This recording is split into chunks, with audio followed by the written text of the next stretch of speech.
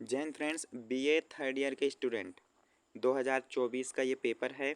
ध्यान दीजिएगा, सोशोलॉजी का पेपर है। यहाँ पे लिखा हुआ है इलेक्टिव, लेकिन ध्यान दीजिए, इलेक्टिव का पेपर इसलिए लिखा है क्योंकि ये पेपर है पीजी कॉलेज छिंदवाड़ा का। यहाँ पे मेजर सेकंड, माइनर और इलेक्टिव का पेपर अलग अलग हुए हैं, इसीलिए जिनका इलेक्टिव था सिर्फ उन्होंने इसका पेपर दिया। लेकिन आप ध्यान दीजिए, अगर आपका ये वाला सब्जेक्ट कौन सा, sociology, sociology of Indian tribes, आपका अगर मेजर सेकंड है या फिर माइनर है ना, तो भी आपके लिए मोस्ट इम्पोर्टेंट इसके क्वेश्चन होने वाले हैं। इलेक्टिव में आपका या तो मेजर हो या माइनर हो, ये वाला सब्जेक्ट अगर है तो आप सभी के लिए मोस्ट इम्पोर्टेंट है।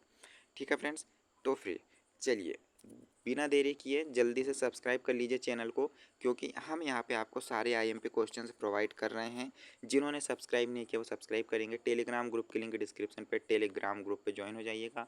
सबसे पहले इन्फॉर्मेशन आपको प्रोवाइड कर देते हैं, और जिनको भी क्वेश्चंस नहीं मिल रहे हैं वो हमारी वेबसाइट विजिट कर लीजिए फ्रेंड, है ना। वेबसाइट पर हमने सारे क्वेश्चंस प्रोवाइड वहाँ पर कर रखे हैं, और जो हमें मिलेंगे वो धीरे धीरे अपडेट करते रहेंगे। तो वेबसाइट पर विजिट करते रहिएगा, समय समय पर आईएमपी क्वेश्चंस मिलते रहेंगे आपको। चलिए सेक्शन ए की बात करेंगे। सेक्शन ए में आप देखोगे तो 50 वर्ड पे आपको लिखना पड़ेगा एक आंसर। 3 नंबर का एक प्रश्न यहाँ पे पूछा गया है। आपकी यूनिवर्सिटी पे डिपेंड करेगा कि कितने मार्क्स के कितने क्वेश्चंस पूछना है। ठीक, पहला क्वेश्चन देखिए यहाँ पे, जनजातियों और अनुसूचित जनजातियों में क्या अंतर है। दोनों में अंतर आपको बताना है। आपकी यूनिवर्सिटी हो सकता है कि 2-2 नंबर के क्वेश्चन पूछ सकती है 5, या फिर 1-1 नंबर के 5 पूछ सकती है। ये यूनिवर्सिटी पे डिपेंड करेगा। ठीक है, नेक्स्ट क्वेश्चन, आदिवासी परिवार के किन्हीं 2 विशेषताओं को लिखिए। जो इंग्लिश मीडियम से है वो इंग्लिश में देखेंगे। फिर है, शिक्षा और रोजगार के संदर्भ में जनजातीय समुदाय के सामने 2 प्रमुख चुनौतियाँ क्या है। ये भी मोस्ट इम्पॉर्टेंट है। और 4th नंबर यहाँ पे है कि जनजातीय अर्थव्यवस्था के किस रूप में खाने योग्य पौधों को इकट्ठा करना और जीविका के लिए शिकार करना शामिल है। ये ध्यान दीजिएगा, 3 क्वेश्चंस इसमें करना था, लेकिन यहाँ 4 क्वेश्चन दिए थे। आपके लिए सारे क्वेश्चंस इंपॉर्टेंट है। ओके, चलिए अब हम सेक्शन बी पे देखेंगे। जिनका इंग्लिश मीडियम है वो इसे देख लेंगे। सेक्शन बी पे चलेंगे। सेक्शन बी पे हमें 200 वर्ड पे आंसर देना है।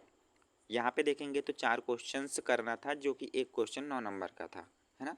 आपकी यूनिवर्सिटी हो सकता है कि इस तरह से रखे 5 क्वेश्चन करो, एक क्वेश्चन 5 नंबर का, तो 25 नंबर इस पे मिलेंगे। ये यूनिवर्सिटी पे डिपेंड करता है। अब हम क्वेश्चंस देखेंगे। क्वेश्चंस देखिए, भारतीय जनजातियों के भौगोलिक वितरण पर प्रकाश डालिए। मोस्ट इम्पॉर्टेंट और इजी क्वेश्चंस पूछे गए हैं। फिर यहाँ पे है, घोटुल से आप क्या समझते हैं, संक्षिप्त में समझाइए। घोटुल के बारे में बताना है आपको, है ना। नेक्स्ट, जनजातीय अर्थव्यवस्था में पशुपालन के महत्व समझाइए। ओके, फिर जनजातीय विस्थापन पर एक संक्षिप्त टिप्पणी लिखिए। और फिर अगर नेक्स्ट क्वेश्चन देखेंगे तो लास्ट क्वेश्चन हमारा, जनजातीय लोगों में ऋणग्रस्तता के सामाजिक आर्थिक कारकों की व्याख्या करें। ये ध्यान देना, यहाँ पे 4 क्वेश्चंस करना था, जिसमें से 5 क्वेश्चन दिए गए हैं। ओके, चलिए जिन्होंने भाई अभी तक चैनल को सब्सक्राइब नहीं किया वो सब्सक्राइब कर लीजिए, और क्वेश्चन पेपर के लिए हमारी वेबसाइट पे आप विजिट करते रहिएगा। धीरे धीरे अपडेट कर रहे हैं हम, जैसे जैसे हमें वहाँ पे यहाँ पे पेपर मिल रहे हैं हम वहाँ पे अपडेट करते जा रहे हैं। तो आप वेबसाइट विजिट करते रहिएगा। टेलीग्राम ग्रुप पे ज्वाइन हो जाना, और जिन्होंने अभी तक सब्सक्राइब नहीं किया वो सब्सक्राइब कर लीजिएगा चैनल को, ताकि जैसे ही हम इन्फॉर्मेटिव वीडियोस हम अपलोड करें या फिर वेबसाइट पे डालें या फिर टेलीग्राम ग्रुप पे डालें, तो आपको तुरंत वहाँ पे इंस्टेंटली इन्फॉर्मेशन मिल जाए। ओके, चलिए सेक्शन सी में आप देखोगे तो 500 वर्ड पे आपको आंसर लिखना है। यहाँ पे जो है 12.5 नंबर का एक क्वेश्चन पूछा गया है, 2 क्वेश्चन करना है। आपकी यूनिवर्सिटी 10-10 नंबर की भी दे सकती है। देखिए क्वेश्चंस यहाँ पे है, जनजातियों को परिभाषित कीजिए, जनजातियों की प्रमुख विशेषताएं क्या है, ये भी आपको बताना है। नेक्स्ट है, नातेदारी की रीतियों की विवेचना कीजिए। और लास्ट क्वेश्चन है, मध्य प्रदेश की किसी भी अनुसूचित जनजाति पर एक निबंध लिखिए। तो किसी भी अनुसूचित जनजाति पे इस तरह से क्वेश्चन अगर आया तो जिसके बारे में आप जानते हो उसके बारे में आप लिख दीजिए।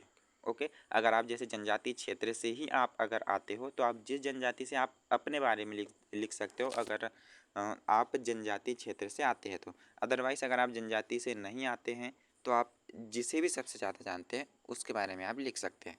ओके, इस तरह से अगर आता है कि मतलब किसी एक पे लिख दीजिए, मध्य प्रदेश की होनी चाहिए, है ना। तो यहाँ पे हमने सारे क्वेश्चंस देख चुके हैं।